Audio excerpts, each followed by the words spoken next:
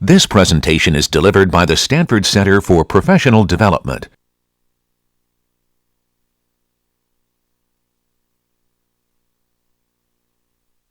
Hey everyone, welcome. I don't have any handouts for you today. A couple of clarifications.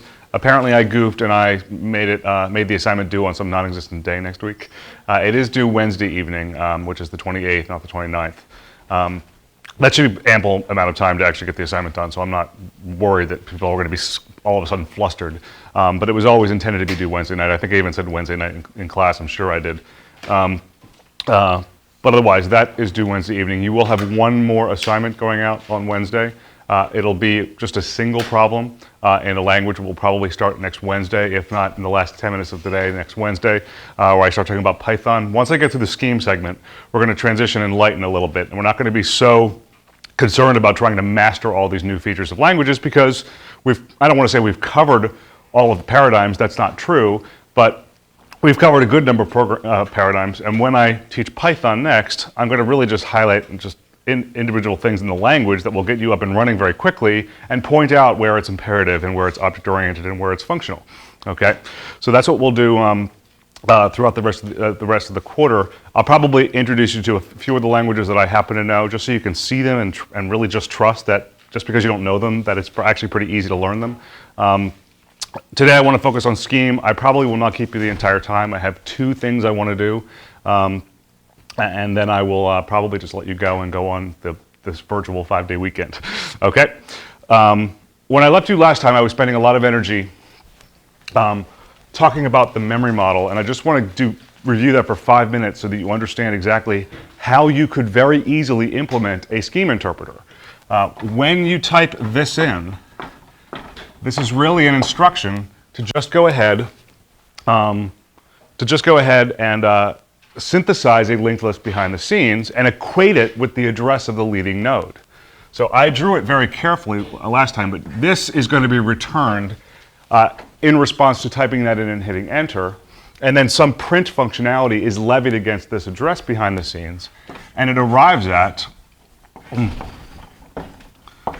something loosely drawn like this right here. And I drew it as if there were a nil object. And I drew this a little bit differently last time, but conceptually that's what's there. And the print function can actually figure out, either because it's overloaded by strong type, or it can actually look at this thing and determine that it's a list node. It can use that to figure out whether or not it's printing a standalone number or a standalone string or an open paren before it actually prints the leading list and things like that. Okay. When you do something like this, I've downplayed this. Let's just call it SEQ. Then very much of the same thing happens. Something like this would be constructed on behalf of that statement right there. And because the define statement is one of the few things we've learned, in fact, it's really the only thing we've learned that has a side effect, it would associate in some global symbol table this thing called SEQ, and would be associated and just put as an entry in some kind of global map. So that anytime you reference SEQ and they note that it's not a local variable, it looks in this global map to figure out what data is associated with it. Okay? Does that sit well with everybody? Okay. So let me just make it clear how lists are shared, and that because we don't allow lists to be updated, the aliasing problem is never dangerous like it is in C. If I go ahead and I ask for the car of SEQ, well, it evaluates to this thing right there, and the car is just basically a request to return whatever that is. And it levies a print statement against that arrow, or the base of that arrow. It detects that it's an integer type. It has nothing to do with lists, so it just prints a standalone 1. When I do this, cdr of sequence, it's just a request to go and grab that, okay, which itself is a list just like the leading list is. It just happens to have fewer nodes involved, so that's why it prints out 2, 3, okay? the cons instructions are more interesting. If I do something like this, cons, and I'll do this 1, 2, 3, and I'll cons it onto the front of the list 4, 5, 6, I will be exhaustive in the drawing here. What happens is this is synthesized.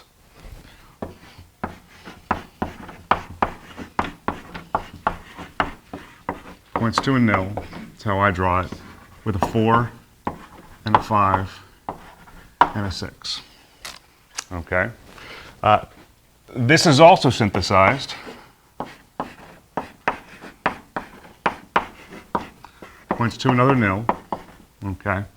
And then has this as a structure. And the leading arrows of these are just the product of the evaluation and the construction of those two lists right there. And then the con statement is actually just a request to build a new one of these, to put the address of the first thing there, whether it's a 1 or a list, put the address of the second thing right there. And so when the address of this is produced by the evaluation of the entire statement, it does have the side effect of constructing this node right here, okay? It prints out this for pretty obvious reasons. It prints out the car, which happens to be a list, so that's why it prints that way, and then it prints out the cooter in the form of a list like that. Okay. Does that make sense to people? Okay, question? How does it know that the cooter points to a list and not to something like? Well, the cooter is supposed to always, I mean, at least in our subset of scheme, it always points to a list. Now that actually isn't true in real scheme. You can actually construct what are called dotted pairs. There's no reason to do this. I'm only telling you because you asked. But if you wanted to do something like this, that would break the list paradigm that I've been pushing for the last 3 days. Turns out that that is legal, okay? This would produce what's called a dotted pair. And the dot is in there to emphasize the fact that the 5 isn't part of a list, that it is a standalone element. It's actually an integer that's in the cooter field, okay? Without this, it means that the cooter has a list, which points to 5. I'm not saying that this isn't important. It's just that I'm only talking about scheme for 5 lectures, not 12. Some of the data structures that do exist in scheme that I'm not talking about, they have the notion of associative maps. They actually store everything, all of their pairs behind the scenes, as dotted pairs. And if this is incidentally, the values are lists, then the actual serialization or the printing of it would look like a normal list. But if you mapped integers to integers, then you'd have all of these types of things being stored by the map. Okay, does that make sense? Scheme actually has vectors, which are really the equivalent of arrays. And it actually also has these things called maps, okay, which use a little bit of hashing behind the scenes. Okay, make sense? Okay, awesome. So let me just emphasize a few things. I want to construct this list 2 different ways. Okay, I'm going to do it the obvious way. Right here, cons 1, 2 onto the front of 1, 2. And this, as an example, is actually pretty much coincident with whatever's happening up there. But I want to draw the memory diagram out just to emphasize how the memory diagram changes when I write this a second way. I would have this point to this right here, which points to, oops, yeah, that's right. Would point to a 1, would point to a 2, and this would point to an independent list with a 1 and a 2. Sorry, I didn't mean to smush that, but it just kind of happened. Okay, but you get that there actually are 4 linked list, there's 5 linked list nodes combined. Okay. Do you understand that this right here, this is trickier. Here's the 1, here's the 2, and there's the nil.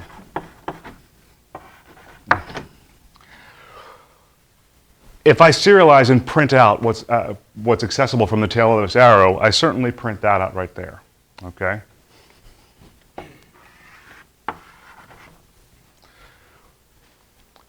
The print algorithm is so blind to memory management that it doesn't actually care that there's some internal aliasing going on. Okay, the instruction for printing this out as the car and printing that out as the cdr, it's exactly the same, and the fact that they happen to reach the same nodes in memory is kind of just incidental. It would still publish this way. Does that make sense?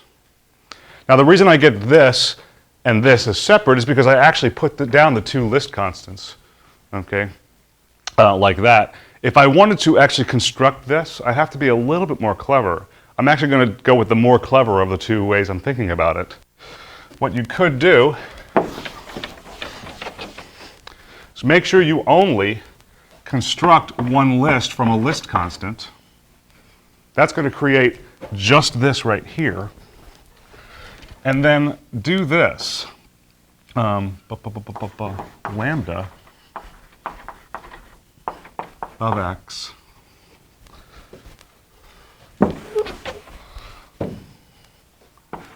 cons x onto x, and make sure the argument is a list so it can be the second argument of the cons that's inside that lambda. Okay? So I construct one list and I actually bind it to one variable that's used in two different places inside the definition. Okay? So this really is an instruction. Don't think about it from a data standpoint. Understand that x and x are both associated with references to structures, and it's saying to populate the car and the cdr field of some new con cell with exactly the same tail. Okay? That's how you could do this. Okay? Make sense? Okay, good. So what I want to do, before I talk about garbage collection, which will be kind of this high level and just a lot of drawings, it's not really difficult, but it's actually pretty interesting to understand. I want to go over what somebody referenced in a question on Monday, the equivalent of the ... Okay? There's not much reason to learn the ... in a course that teaches scheme over a course of 5 lectures, except for the fact that it is a paradigms class and we're trying to compare and contrast features of languages. It also allows me to implement the full map operation. Okay? We've been pretending from an implementation standpoint that map is always unary map, and I wrote that last time. I'll write it again in a second. I actually want to write generic map that takes some function object and either 1 or 2 or 3 or 4 lists, depending on how many arguments the actual function object can deal with. So we've been pretending that something like this, car 1, 2, 3, 4, 5, 6, 7, was the only type of way you could use map. Using it as a unary function, car is certainly a unary function, and this would produce 1, 3, 5, and all the cdrs would be ignored. But again, just consistent with the idea of a map, it transforms one list of length 3 into another list of length 3. If I do this,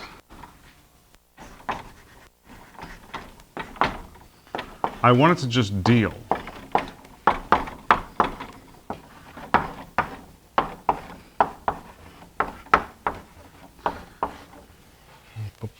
That's right. I type that in. I want it to generate 111 and 422. Okay? To emphasize the fact that this doesn't have to choose whether or not it's being used as a 3-argument function or a 4-argument function, I could do this.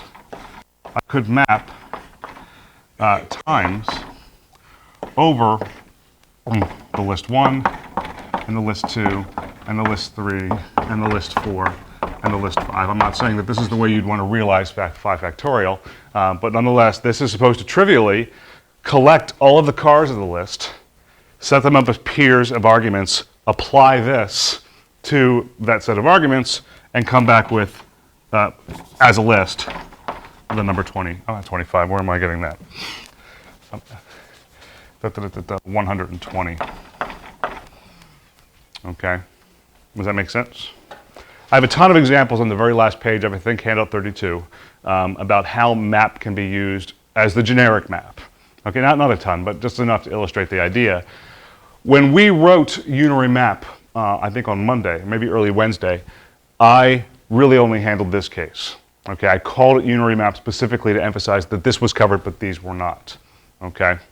I want to do two things. I want to reproduce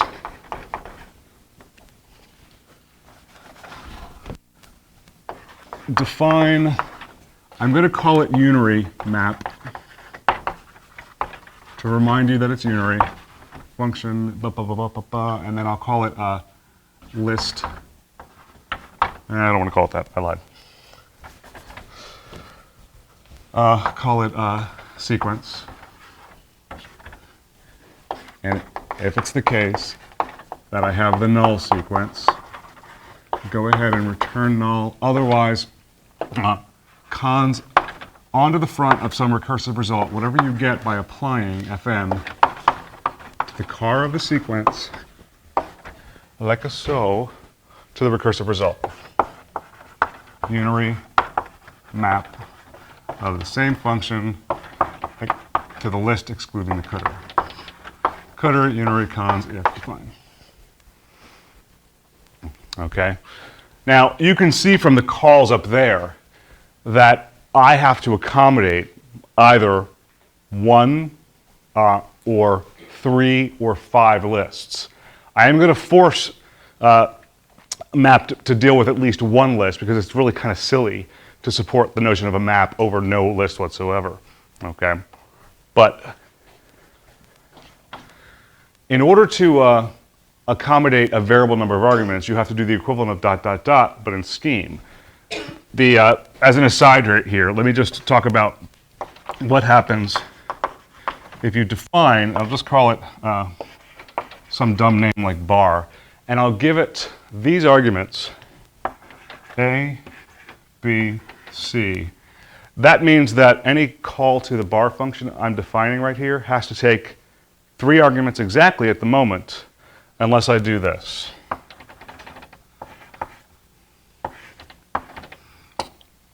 And that's fine. The dot in this context just means that everything that comes after argument 3, like arguments 4 and 5 and 6, if there are that many, that they should all be collected and put into this thing as a list called D. Okay? Does that make sense to people? So if I do this, if I just define bar to be this, to be the listification of A, B, C, and D. List just basically takes all of these elements and wraps an extra bookend of parentheses around it. Okay? So if I call the bar function on 1, 2, 3, 4, 5, 6, the output of this, it's a little weird, but it listifies these 4 elements, 1, 2, 3, and D is set equal to the list that contains these 3 elements. That's how one additional argument can accommodate everything in the ... sense. Does that make sense? Okay, so the product of this thing right here is, not that it's pretty,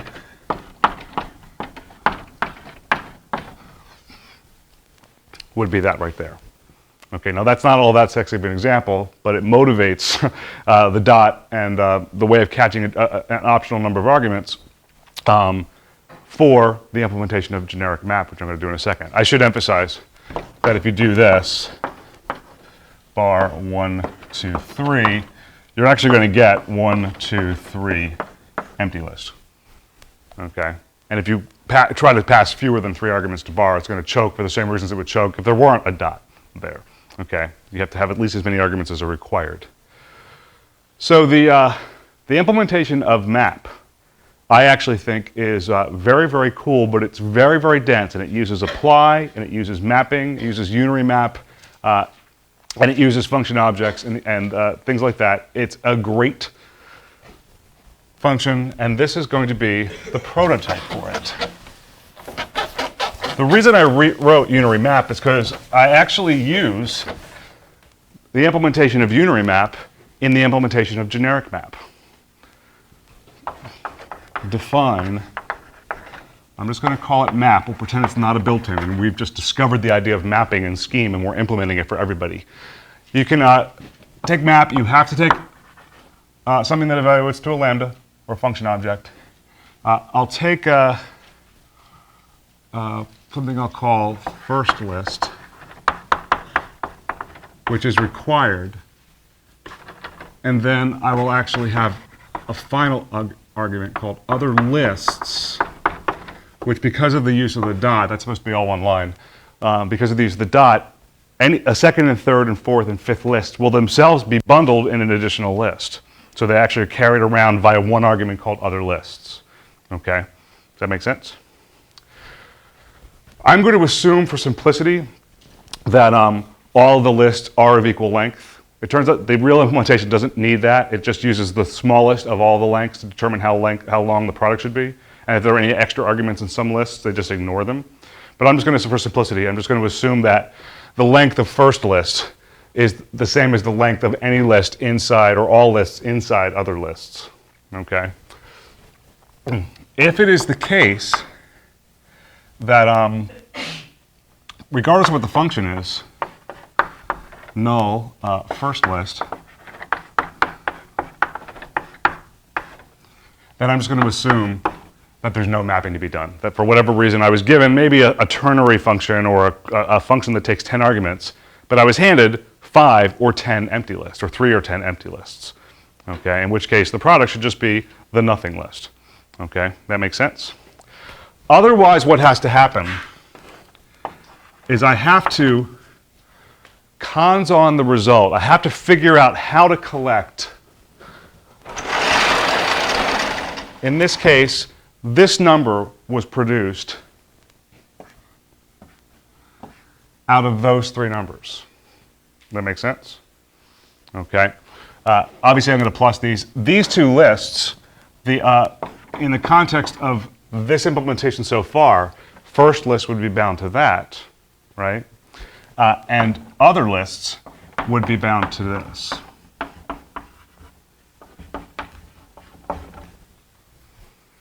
Okay, so there's a little bit of asymmetry in how the data is handled, but that's just what we have to do. Okay. What I want to do is I want to take the car of this, I want to cons it onto the front of whatever I get by unary mapping the car function over this thing right here. Clever that it does that. Okay?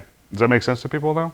I need to somehow to get the 10 and a 100 out as peers in order in a standalone list so that one can be smushed onto the front of it so that I can apply the fn function, whatever it is, to the list that's been collected for me. Okay? So I want to cons whatever I get by applying. I'm going to run out of space. Applying fn to the consing of the car of first list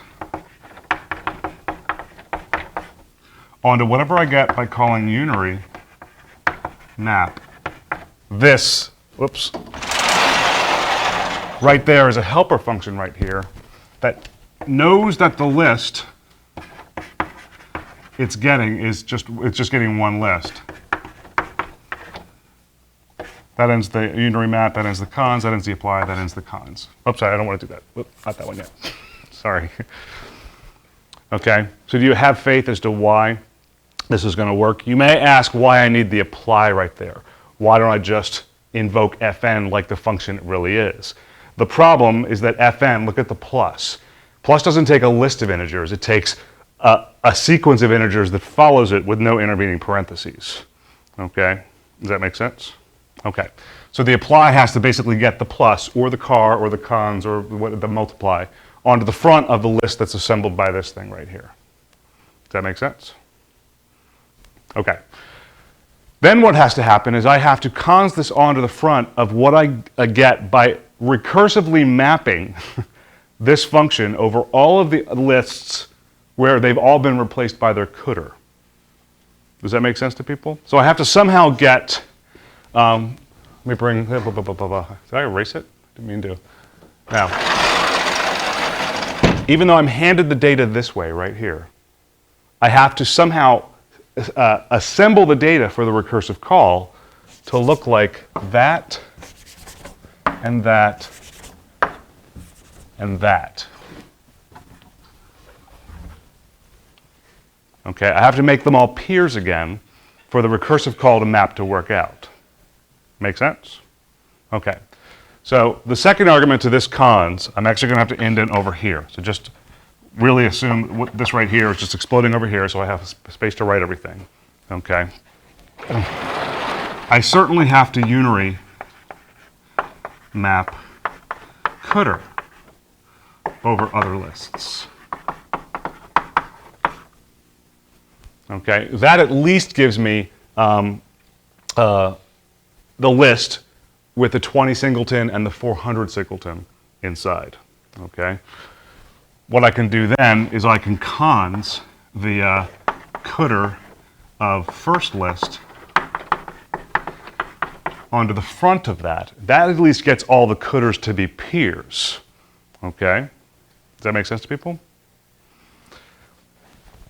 So there's that. Then I also want to cons fn onto the front of that. So what I'm basically doing is I'm setting up, I had this asymmetry with the lists. I made the argument, the cdrs symmetric, and then I have to get fn onto the front of it. Because fn isn't actually what's being invoked right here, it's map that's being invoked. So what I can do here is I can apply this map routine that I'm writing to this right here. Okay? Does that make sense? So in the context, let me just, I can actually trace to this. I think it'll be pretty good if I do it. Let's concern ourselves with just enough of a trace to convince yourself that this is going to work. When I do map, and I'll just do, I'll map the list function over 1, 10, 100, 2, 20, 200. That, I should do one more. 3, 30, 300. This is supposed to give me 3 lists back, the list 1, 2, 3, the list 10, 20, 30, and the list 100, 200, 300. Okay? Make sense? Okay. So the initial call actually has to take this one, and I'm sorry, the initial call actually takes the first piece of data and binds it to the thing called first list. Everything else is bundled in a second list. So those are my 2 arguments to this function. Okay. What the this does right here is it takes that and conses it onto the front of this, so that unary map call actually produces a list 2, 3 out of this. This 1 is the car. The first innermost cons call actually gets the car onto the front. Okay? And then when I apply fn, I get the fn onto the front, which is list in this case. And that's how I get the list 1, 2, 3 out of it. Okay? Does that make sense? That's the easier of the 2 to follow.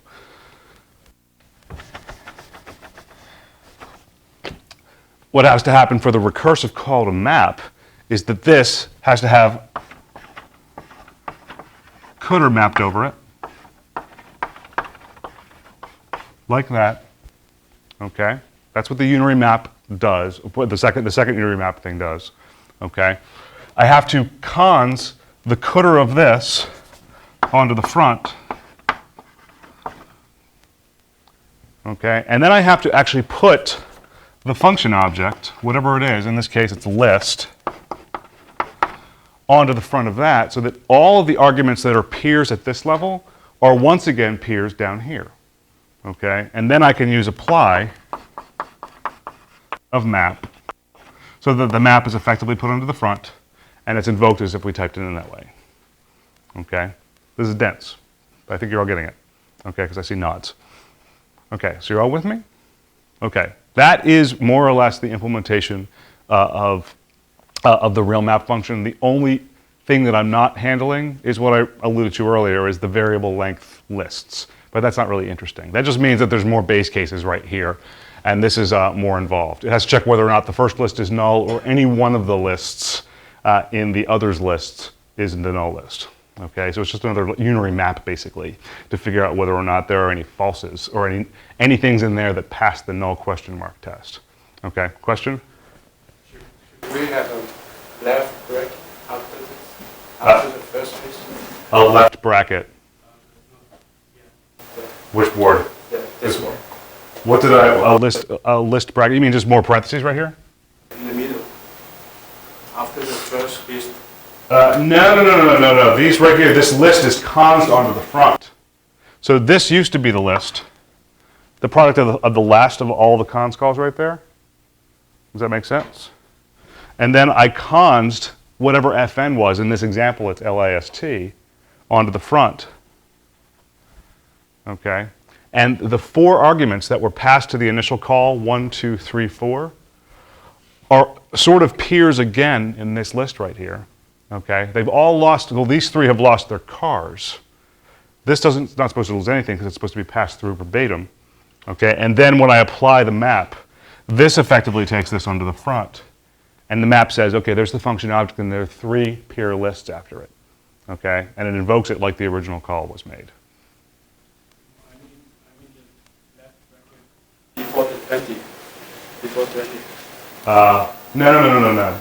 This right here, because I consed the cdr of the first list onto the front of it, it took the asymmetry where this was in a list of lists and this was just a standalone list, and it put this list onto the front of this one. So they're all peers. So there shouldn't be any extra parentheses in front of the 20. Okay? There was, but then I pulled that parentheses in like it's on a spring and I smushed in the list 10, 100. Okay? Does that make sense? That's kind of what I think about cons doing. Okay. You all happy?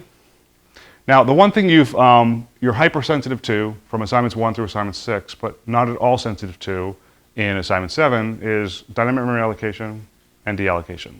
The only places where you allocate memory in Scheme, it's done on your behalf. It's when you type in list constants and it builds lists behind the scenes. Or technically, you can say that you're actually dynamically allocating memory when you use the cons function, because you know that that actually creates a cons cell and populates its 2 fields with 2 pieces of data. Okay? That makes sense to everybody? What about deallocation? Right? That's actually more involved. Well, very often when you just type in expressions, when you do something like this, when you do, let's say cons hello onto the front of the list there, you don't actually store the result of that list anywhere in memory. You just, for whatever reason, have decided that this is how you want to construct the list hello there, just long enough for it to be printed so that you can see them as peer words in order so that it reads hello there. Okay? Behind the scenes, this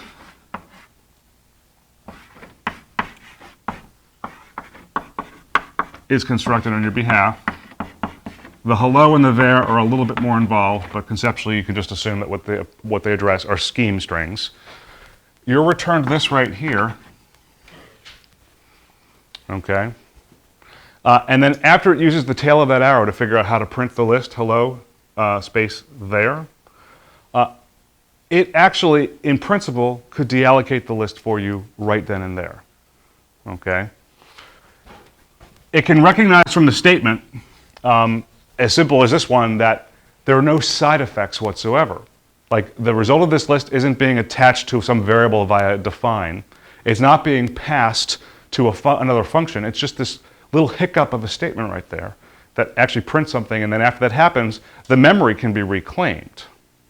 Okay, we're all in agreement?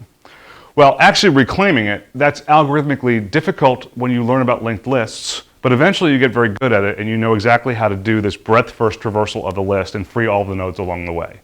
Okay? And if you want to think about it, you could do this. You could just say to free anything is to just free that recursively, and then to free the cell. It's as simple as that. Okay? It's hard for you to do that in 106B when you first learn it, but eventually you get very good at these things and you just kind of do it.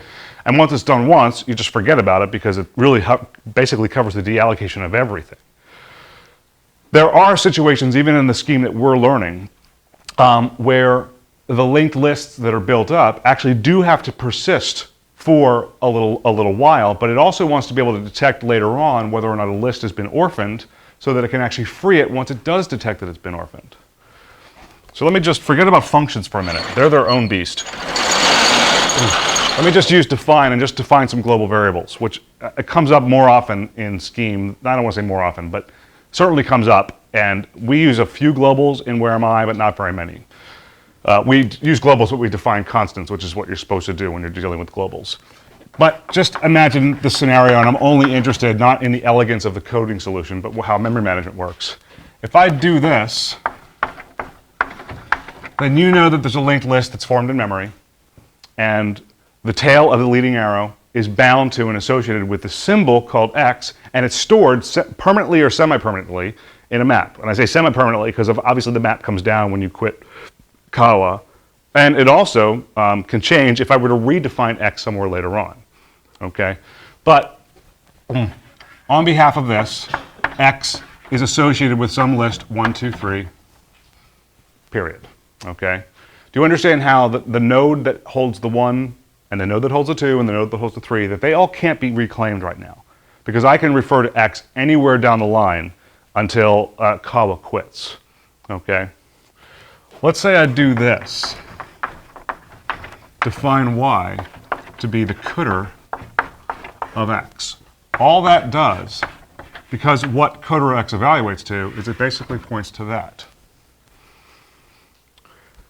I know it's obvious to you pictorially, but just I'm going to depend on this observation, is that 1 is addressed by just one thing, okay?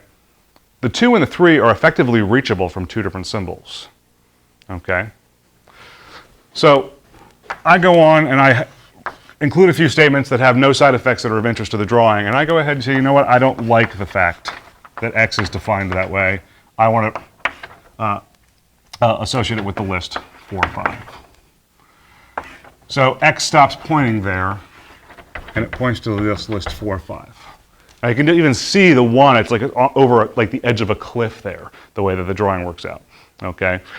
So if whatever scheme environment you're dealing with is detecting that memory is dear and it actually would like to clean up orphan memory for you, deallocated memory, do what's called garbage collection. That's terminology that's used in all modern languages, really.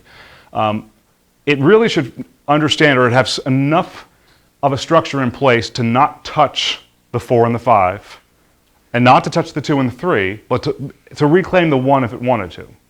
Okay? Does that make sense to people? So just in this drawing, 80% of the con cells are still are still reachable from some symbol. Okay? One of them, 20%, is not reachable. Okay? The system could just leave it orphaned for a while, but eventually, when maybe it's waiting for I/O or it's waiting for a network connection or doing something where it actually doesn't have anything else to do, it might say, okay, well, since I'm not doing anything meaningful, I'll go and do garbage collection. So you might ask, well, how could it actually do that? Well, one technique is that some systems might actually go ahead and decorate these nodes with what are called reference counts. Those aren't little commas and dots, they're actually zeros and ones, okay? Before X was reassigned up there and it was pointing to this, I would have had 1 and 2 and 2 there. Does that make sense?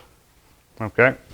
I'm sorry, I would have had 1 and 2 and 1 because this would be 2 because the 1 and Y would be pointing to it, but this would still be 1 because only the 3 is pointing to it. Only the 2 is pointing to it, rather. Okay.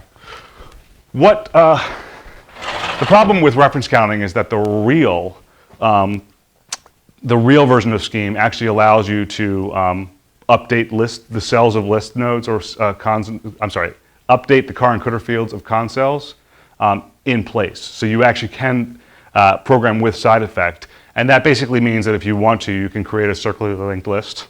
Okay. That would mean everything in that list would have a mutual reference count of at least 1, even though it might be this orphaned ring of friends. Okay, does that make sense? So reference counting doesn't actually work if it wants to be able to reclaim everything. So what happens is that this is very, very high level, but I think conceptually this is a better takeaway point, and it's not important that you know how to implement it down to the semicolon, every single time you call cons either directly or it's called on your behalf because you just type in a list constant, or you even use a define a factorial as a function, it actually stores the code in list form. But you can imagine there being something of a master con set, okay, where every single con cell that has been created but yet to be deallocated is just cataloged somehow behind the scenes. Okay, and maybe this actually points to a 1, and maybe this points to a 2. I'm sorry, maybe this points to a 2, and that points to a 3. And this doesn't point to anything. Or I'm sorry, this points to 2 because it's a 1, but nothing's pointing to the 1. So I'm being a little bit more elaborate in my drawings of that over there. Does that make sense? This could be a 4. This could be a 5. This could point to nil. I should do this the same way. When I talk about, from a data structure standpoint, this master con set, it actually is something like a hash table or a binary search tree, so that it can actually find any single one of those in a breadth-first traversal or a depth-first traversal or just a clear mapping over that set data structure. Then we talk about this symbol table, or the symbol map, where things like X are associated with that right there, okay? And things like Y are associated with that right there. Okay, so I'm just being a little bit more structured in my drawing there of the two lists that are relevant to that rightmost board over there. Okay.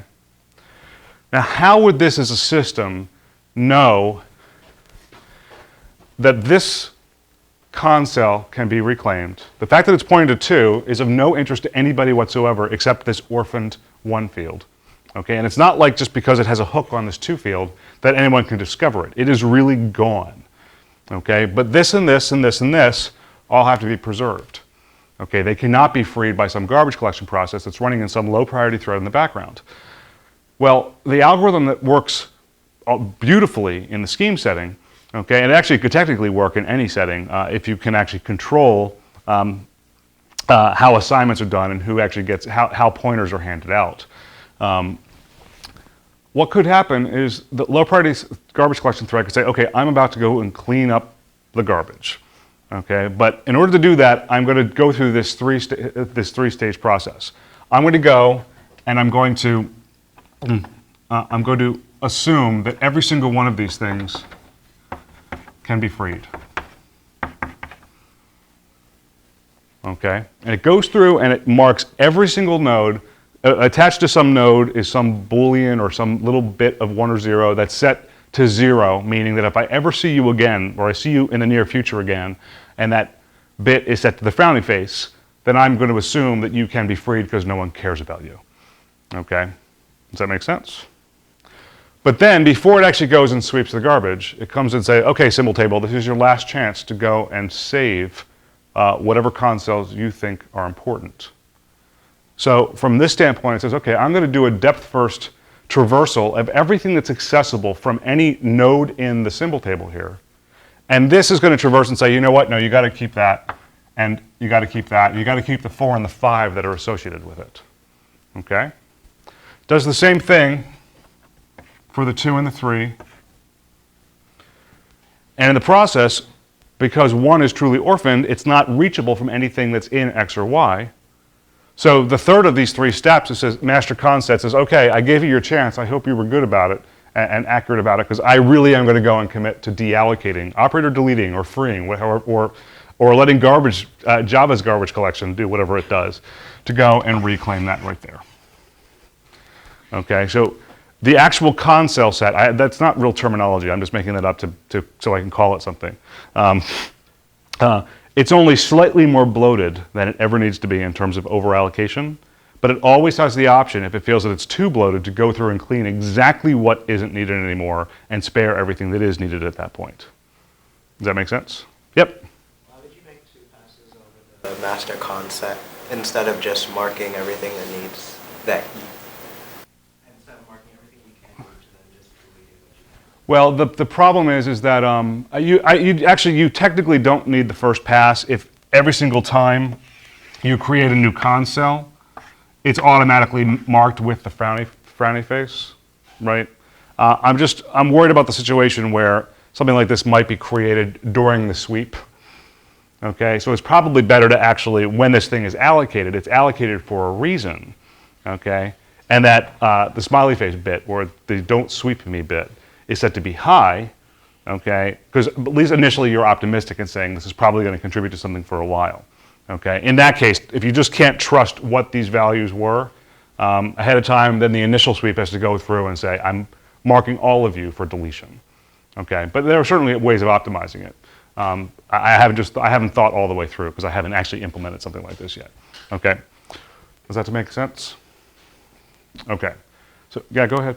Well, wouldn't it not necessarily work because you could set them all to false first time through that you create them, and then you do a sweep, and then at that time, then it's being marked by another, like by a variable, and then so you set it to say no, don't clean me up, Right. But then it gets changed before the next sweep, so it would say, oh no, don't clean me up, even though it's still not being. Well, normally the garbage collection happens in this binary lock critical region series, so that con cells would not actually be created during the sweep process.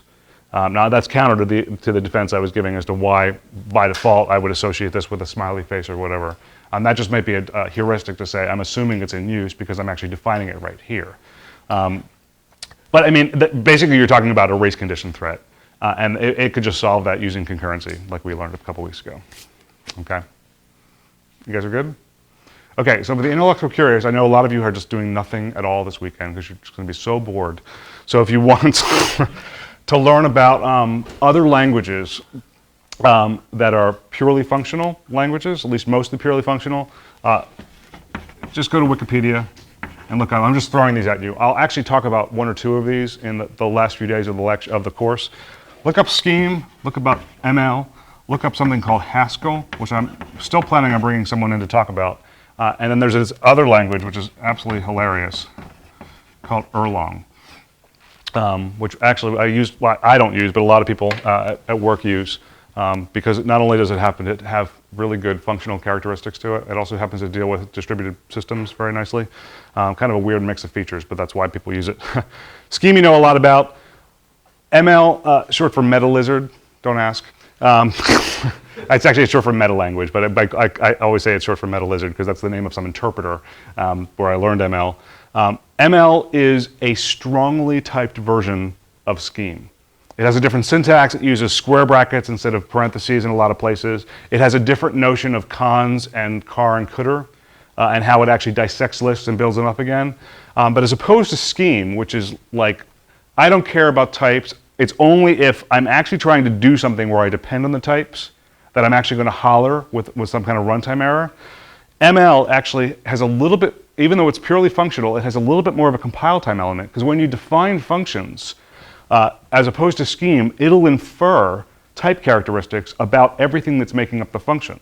So if you do something like x plus 2, it can see that 2 as a token is an integer, which actually constrains x to be an integer if it's going to be compatible with the plus function that deals with the integer domain.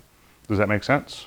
And then it can detect that the function itself is one that takes one integer and maps it to another integer, and that is itself a data type. It's kind of like a function pointer type that knows how to take two void stars and return an int or another void star or something like that. So Scheme is functional, weakly typed. ML is a functional language, and it's strongly typed. I don't know very much about either of these two languages. Some of my TAs do. I just know that they're more of the rage recently. I don't know whether it's because it's fun or they think they're great languages, but these are other buzz languages that come up in programming language circles these days. I don't know any, I'm sure that there are practical uses of Haskell or else it wouldn't exist. I don't know what the motivating factor for designing it was. I just know that it is a functional language. It's very Python-esque in its functional language characteristics. We'll learn about Python come Wednesday. And Erlang, I actually will have to just do some research and tell you what that is about if we have the time. But nonetheless, you have this little bullet list of things you can look up over the weekend if you're curious about what other functional languages there are out there. Okay, so there you have that. There is not going to be any discussion section on Tuesday. Okay, I mean, we're done with Scheme. You've actually seen this set of very difficult problems in Tuesday's discussion section, and you have the assignment due on Wednesday night, so I'm not going to have section on Tuesday because there's really nothing to cover. I haven't talked about Python yet. We will have a discussion section during Dead Week. Okay, so have a good weekend. We'll talk to you later.